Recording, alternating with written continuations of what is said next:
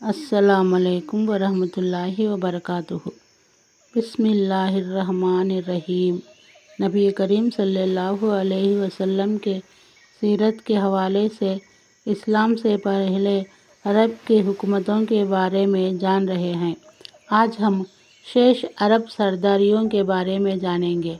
हम पीछे कहतानी और अदनानी कबीलों के देश परित्याग का उल्लेख कर चुके हैं और बतला चुके हैं कि पूरा अरब देश इन कबीलों में बांट गया था। इसके बाद इनकी सरदारियों और सत्ता का स्वरूप कुछ इस तरह बन गया था कि जो कबीले हियारा के आसपास आबाद थे उन्हें हियारा राज्य के अधीन माना गया और जो कबीले बादियतुश शाम में शाम के आसपास आबाद हो गए थे उन्हें गस्सानी शासकों के अधीन मान लिया गया, पर पराधीनता नाम मात्र थी, व्यवहार में ना थी। इन दो जगहों को छोड़कर अरब के भीतरी भाग में कबीले हर पहलू से स्वतंत्र थे। इन कबीलों में सरदारी व्यवस्था चल रही थी। कबीले खुद अपना सरदार नियुक्त करते थे और इन सरदारों के लिए उनका कबीला एक छोटा सा राज्य हुआ करता था। राजनीतिक अस्तित्व और सुरक्षा का आधार कबीलेवार इकाई पर आधारित पक्षपात और अपने भूभाग की रक्षा सुरक्षा के संयुक्त हित पर स्थापित था। कबीलेवार सरदारों का स्थान अपनी कौम में बादशाहों जैसा था। कबीला लड़ाई और संधि में बहरहाल अपने सरदार के फैसले के अधीन होता था और किसी हाल में उससे अलग थलग नहीं रह सकता था। सरदार अपने कबीले का तानाशाह हुआ करता था। यहाँ तक कि कुछ सरदारों का हाल यह था कि अगर वे बिगड़ जाते तो हजारों तलवारें यह पूछे बिना नंगी चमकने लगती कि सरदार के गुस्से की वजह क्या है। फिर भी चूंकि एक ही कुंबे के चचेरे भाइयों में सरदारी के लिए संघर्ष भी हुआ करता था, इसलिए उसका तकाजा था कि सरदार अपनी कबीलेवार जनता के प्रति उदारता दिखाए, खूब माल खर्च करे, सत्कार करे, धैर्य व सहनशीलता से काम ले, वीरता का व्यवहारिक रूप प्रदर्शित करे और सम्मान की रक्षा करे, ताकि लोगों की नज़र में आम तौर से और कवियों की नज़र में ख़ास तौर से गुणों और विशेषताओं का योग बन जाए, क्योंकि उस युग में कवि कबीले का मुख हुआ करते थे और इस तरह सरदार अपने लोगों में सर्वश्रेष्ठ बन जाए। सरदारों के कुछ विशेष और प्रमुख अधिकार भी हुआ करते थे, जिनका एक कवि ने इस तरह उल्लेख किया है। लकल मीर बाबू फ़ीना व सफ़ाया व हुक्मुक व नशीतातु वल फुजूलु।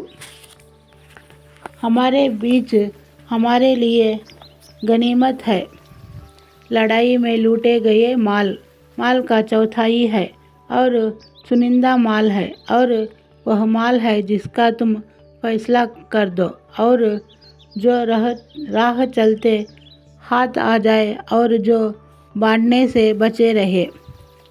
मिरबाआ गनीमत के माल का चौथाई हिस्सा। सफ़ाया वह माल जिसे बांटने से पहले ही सरदार अपने लिए चुन ले। नशीता वह माल जो असल कौम तक पहुंचने से पहले रास्ते ही में सरदार के हाथ लग जाए। फजूल वह माल जो बांटने के बाद बचा रहे और लड़ने वालों की संख्या में बराबर ना बांटे, जैसे बांटने से बचे हुए ऊंट, घोड़े आदि ये तमाम प्रकार के माल कबीले के सरदार का हक हुआ करते थे। राजनीतिक स्थिति। अरब प्रायद्वीप की सरदारों और शासकों का उल्लेख हो चुका, अनुचित न होगा कि अब उनकी कुछ राजनीतिक परिस्थितियों का भी उल्लेख कर दिया जाए। अरब प्रायद्वीप के वे तीनों सीमावर्ती क्षेत्र जो विदेशी राज्यों के पड़ोस में पड़ते थे, उनकी राजनीतिक स्थिति अशांति, बिखराव और पतन और गिरावट का शिकार थी।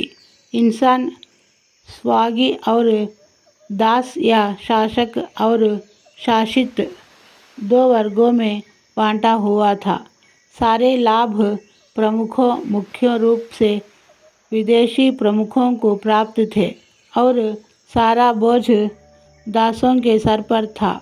इसे और अधिक स्पष्ट शब्दों में ये कहा जा सकता है कि प्रजा वास्तव में एक खेती थी जो सरकार के लिए टैक्स और आमदनी जुटाती थी और सरकार उसे अपने मज़े, भोग विलास, सुख वैभव और दमन चक्र के लिए इस्तेमाल करती थी। जनता अंधेरों में जीने के लिए हाथ पैर मारती रहती थी और उन पर हर ओर से अन्याय और अत्याचार की वर्षा होती रहती थी, पर वे शिकायत का एक शब्द भी अपने मुख पर नहीं ला सकते थे, बल्कि ज़रूरी था कि भांति भांति का अपमान, अनादर और अत्याचार सहन करे और जुबान बंद रखे, क्योंकि सरकार दमनकारी थी और मानव अधिकार नाम की किसी चीज़ का कोई अस्तित्व न था। इन क्षेत्रों के पड़ोस में रहने वाले कबीले अनिश्चितता के शिकार थे। उन्हें स्वार्थ और इच्छाएं इधर से उधर फेंकती रहती थी। कभी वे इराकियों के समर्थक बन जाते थे और कभी शामियों के स्वर में स्वर मिलाते थे। जो कबीले अरब के भीतर आबाद थे, उनके भी जोड़ ढीले और बिखरे हुए थे। हर ओर कबीलागत झगड़ों, नस्ली बिगड़ और धार्मिक मतभेदों का बाजार गर्म था, जिसमें हर कबीले के लोग हर हाल में अपने अपने कबीलों का साथ देते थे, चाहे वह सही हो या गलत। एक कवि इस भावना को इस तरह व्यक्त करता है, मैं भी तो कबीला गजिया ही का एक व्यक्ति हूँ। अगर वह गलत राह पर चलेगा तो मैं भी गलत राह पर चलूँगा, और अगर वह सही राह पर चलेगा तो मैं भी सही राह पर चलूँगा।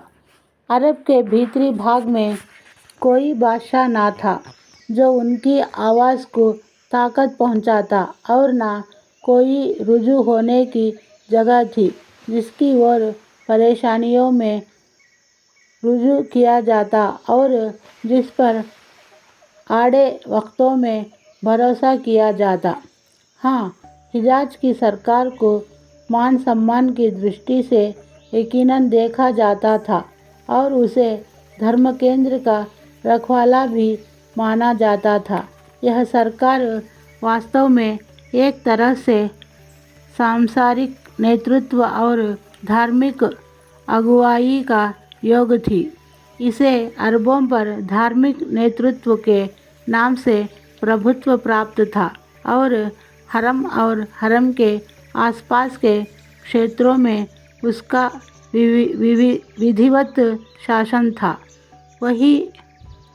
वह बैतुल्लाह के दर्शकों की ज़रूरतों की व्यवस्था और इब्राहिमी शरीयत के आदेशों को लागू करती थी और उसके पास संसदीय संस्थाओं जैसी संस्थाएं और समितियां भी थी। लेकिन यह शासन इतना कमज़ोर था कि अरब के भीतरी भागों की जिम्मेदारियों का बोझ उठाने की ताकत ना रखती थी, जैसा कि हबशियों के हमले के मौके पर जाहिर हुआ। ये थे अरब की कौमों की हुकूमतें और सरदारियाँ। अस्सलाम वालेकुम वरहमतुल्लाहि वबरकातुहू।